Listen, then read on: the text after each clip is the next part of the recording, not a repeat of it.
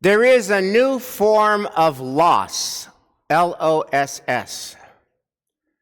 There is a new form of loss in the world, and it is spreading like wildfire. We know what it is to lose a person whom we love. Our mother dies. Our father dies. Our spouse dies. Our grandparent dies. Our sibling, friend dies.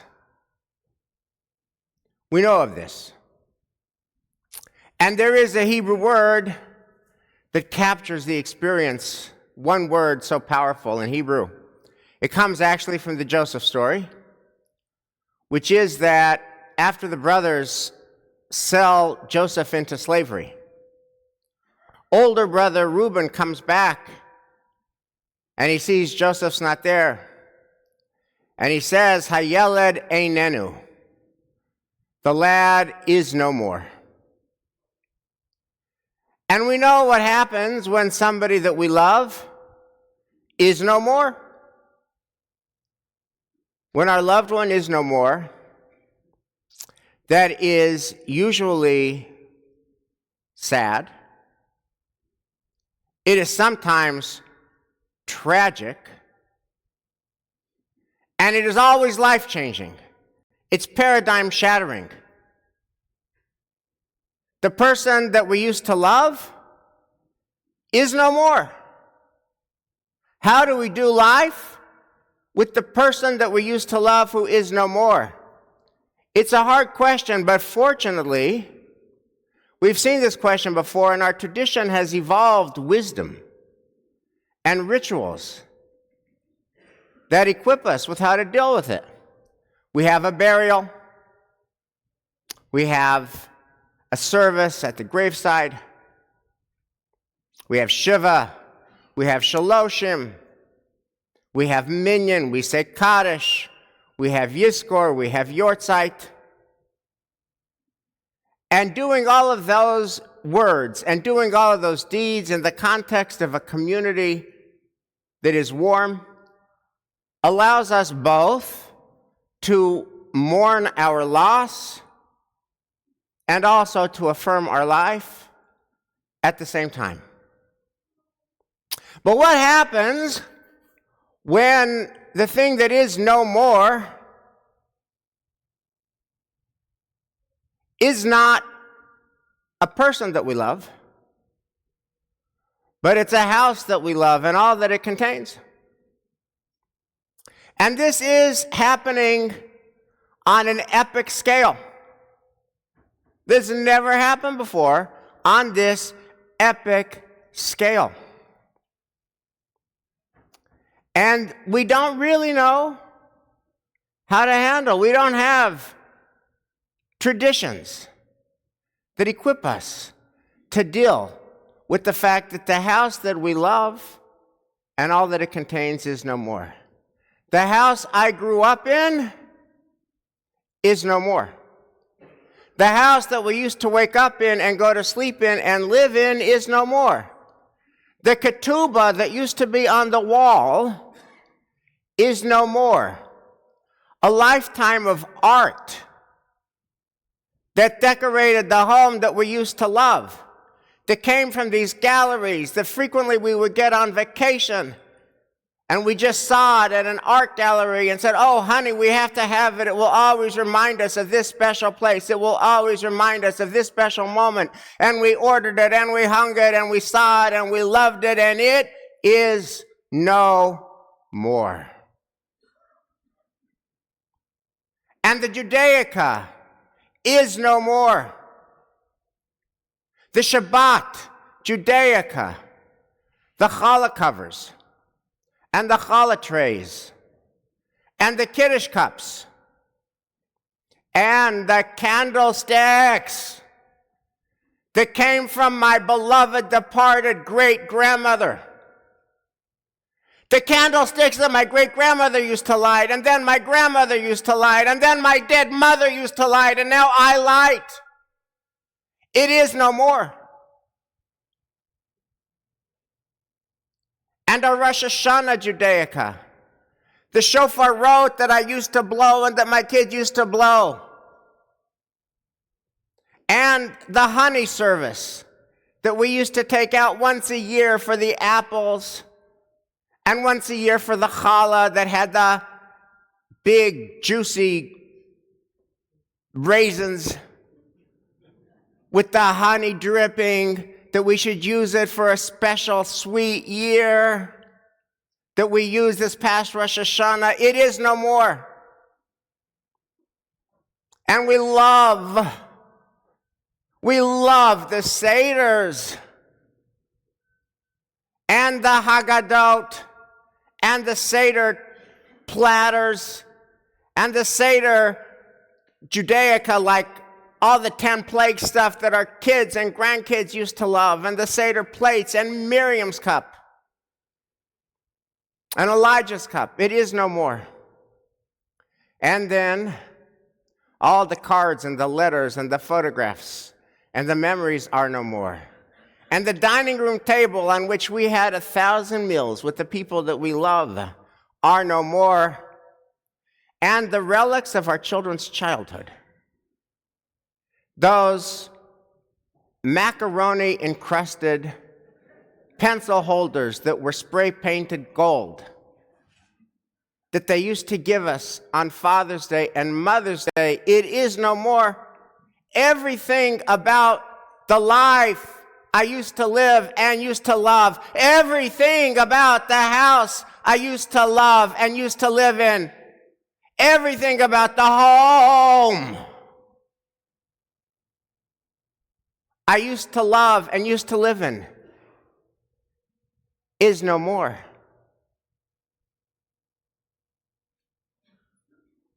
And not a trace is left. And there's no ritual for that. Because that on this scale is new. Multiply that by all the businesses that are no more. Multiply that by the synagogues that are no more. Elijah shared that his friend Ruth, fellow cantor, worked in a synagogue in the affected area that was 100 years old. And they were able to save the Torah scrolls. But the house of the Lord, there, is no more. Now, on Thursday night, I actually saw what einenu, what is no more, actually looks like, and in today's world, you could see it on a cell phone. Because we had a special service for LA on fire, and a couple that grew up in Pacific Palisades, whose home was destroyed by the fire, came. And the wife takes out her phone and says, "This is where the house used to be, and it is no more. And this is the street that used to be, and it is no more. And this is the city that used to be, and it is no more." And when you think about it, the loss is so enormous and so total. You can't even wrap your head around it. So, for example, where do you live when your house is no more? Yeah, you can go to a friend or a family member who doesn't live in the affected area for what, a day, a week, a month, but for how long? And where do you live after that? And by the way, how do you get dressed and wear clothes when all of your clothes have been incinerated? And how do you feed yourself and your family when all your food is gone? And this is just so deeply scary and so deeply terrifying and so deeply unnerving. I'm obviously not an insurance executive, but what I hear from people who live in Los Angeles is that most people who live in Los Angeles cannot and do not have insurance. that covers their house being destroyed by fire. And so if you don't have insurance that covers your house being destroyed by fire, you lose everything. Now what do you do? So, the loss is just so big and so total and so immense. The question is, how do we make meaning out of all of this suffering? How do we make meaning out of LA on fire? So a Rabbi, Nicole Guzik, who's the rabbi at Sinai Temple in Los Angeles. Rabbi Guzik is the successor to Rabbi Wolpe. She authored a special prayer for her devastated city.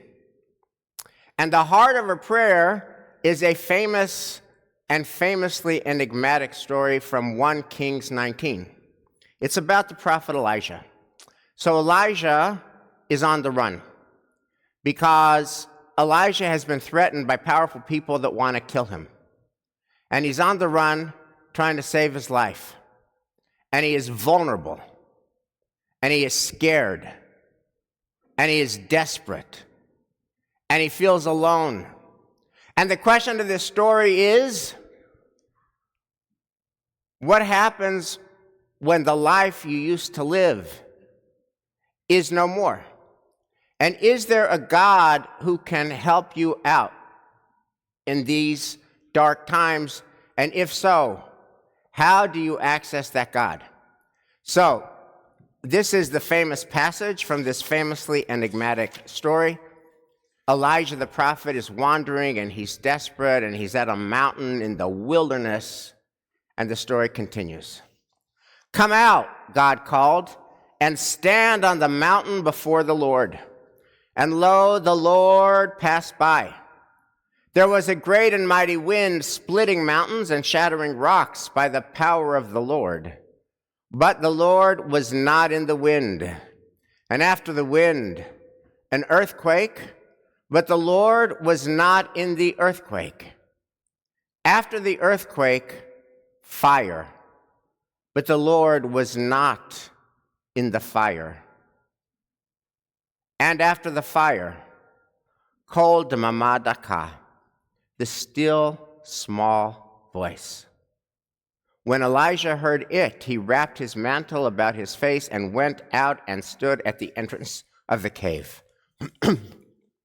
What does this lyrical, mystical, poetic, opaque story mean? I think it means that God is not found in the noise, and God is not found in natural acts of destruction like earthquakes and fires. God is found in kol damama daka, the still small voice, which I interpret to mean quiet acts of human decency. God is found in quiet acts of human decency. And there's a lot of that God, even and especially now, in Los Angeles. God is found in the quiet acts of human decency of the firefighters and first responders who put their own lives at risk to put out the fire. I want to say the quiet part out loud.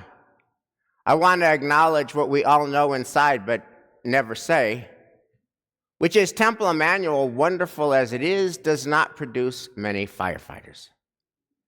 We do produce some, we have produced some, but for the most part, most of us earn our daily bread. Most of us make our living, and we don't have to put our own lives at risk to do so. We work in offices and safe spaces. We work in law and medicine and business and finance. We work in education. We don't have to risk our life to do our job. But that's the thing about firefighters and first responders. By definition, they risk their lives to do their job. They go into the inferno hour after hour. They work 21-hour days to put out the fire of somebody else. And that is quiet act of human decency. That is called the mabadaka. That is God's presence in this horrific fire.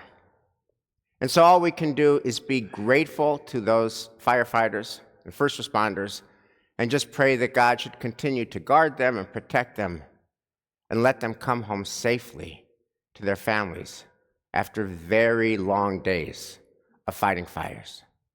God is also found in the quiet acts of human decency of hosts. This is happening. People in LA are getting a text that say, wildfire coming to your area, leave now. My family got this text. They had to leave now. They didn't have 18 minutes to pack up their stuff, and now they have to go to find some other person who lives not in the zone of the fire, who can put them up for how long? Can you imagine what it is like that you open your home? I mean, we all have lives anyway, and we're all just kind of barely hanging on anyway, and we're all just barely getting through the day anyway, and now we're going to open our home to a frightened and traumatized family, parents and kids, and we're going to feed them, and we're going to host them, and we're going to do our best to reassure them, and we're going to try to provide a semblance of normalcy. We're going to try to be a mensch in times of deep trauma and deep fear. God is found in the quiet act of human decency of these hosts. And God is found in the quiet decency of people whose homes have been utterly destroyed and reduced to rubble. And they look at what used to be their home, and then they say the following. They say, thank God we're still alive. Thank God we're still alive. That's the voice of God. So I was talking to this couple from Pacific Palisades, and the wife, whose home of her husband, childhood home, was destroyed, reduced to rubble, offered a new prayer for this new moment. A new prayer for this new moment. May the memory of our house be for a blessing. Let me say that again. May the memory of our house be for a blessing. It's obviously beautiful, but what does it mean? So her husband shared that they happened to have been in his childhood home last Shabbos and last Sunday. And it was the last days that they would ever be in their childhood home, although, of course, they did not know it at the time.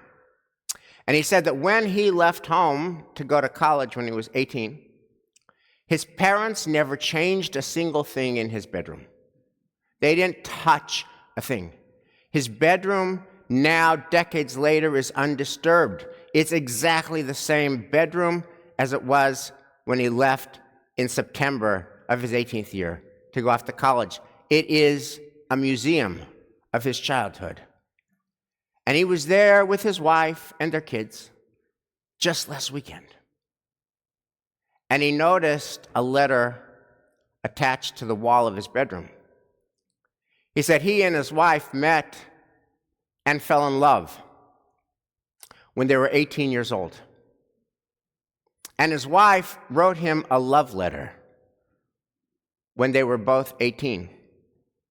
And of course, he loved the love letter and decided to save it forever, so he attached it to a wall of his bedroom.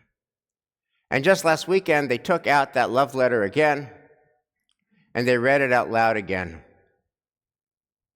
And the fire that would consume the house consumed the love letter. But the fire that would consume the house could not consume their love. Their love is eternal. May forever love and forever decency give those who've been affected by this fire the strength to live again. Shabbat shalom.